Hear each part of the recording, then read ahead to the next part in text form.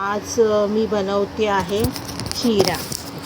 पण माझ्याकडे पायनॅपल असल्यामुळे मी ठरवलं की चला आज पायनॅपलचा शिरा करूया। त्याच्यासाठी मी एका टोपामध्ये 2 वाट्या पाणी घेतलं आणि त्याच्यामध्ये आता मी गोडव्यानुसार साखर टाकून घेते।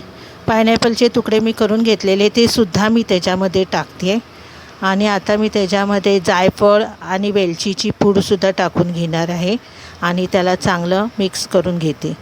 आता ह्याला पिवळा रंग येण्यासाठी मी केशर नाही तर मी आता त्याच्यामध्ये ओल्या हळदीचा रस काढलेला तो टाकते। त्याच्यामुळे कसं कलरही छान येणार आहे पिवळा रंग आणि शिरासुद्धा आपला पौष्टिक होणार आहे। मी आता छानपैकी ह्याला उकळायला ठेवलेलं आहे बाजूच्या गॅसवर आणि एक पातेलं घेतलं।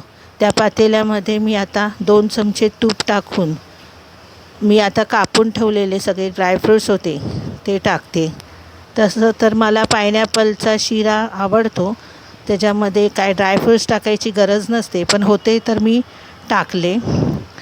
पायनॅपलचा शिरा छान लागतो।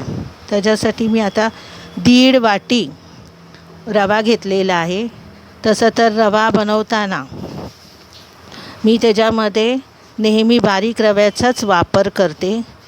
बारीक रवा वापरल्यामुळे शिरा छान मऊसूत असा होतो। तुम्ही करून बघा, छान लागतो। आता मी ह्याला मनुके टाकून छान असं परतवून घेते आणि मी थोडं थोडं करूनच रव्यामध्ये तूप टाकून घेणार आहे, त्याच्यामुळे रवा छान फुलतो। आता बाजूला पाणी छानपैकी असं उकळलेलं आहे ते आता मी त्याच्यामध्ये टाकून घेते आणि गरम पाणी टाकल्यामुळे शिरा चांगला असा मऊसूत होतो, रवा छान फुलून येतो। त्याला आता मी छानपैकी असं मिक्स करून घेते। 1 मिनिट थोडं झाकण लावून त्याला छान वाफ आणून दिली तर शिरा लगेच तयार होतो आणि तयार झाला की त्याच्यावरून थोडंसं तूप टाकायचं, त्याचा छान असा तुपाचा फ्लेवर पण होतो आणि नरम छान खायला तयार आहे आता शिरा। आता मी तो सर्व करणार आहे प्लेटमध्ये। तुम्हाला जर व्हिडिओ आवडला असेल तर लाईक करा, सबस्क्राईब करा।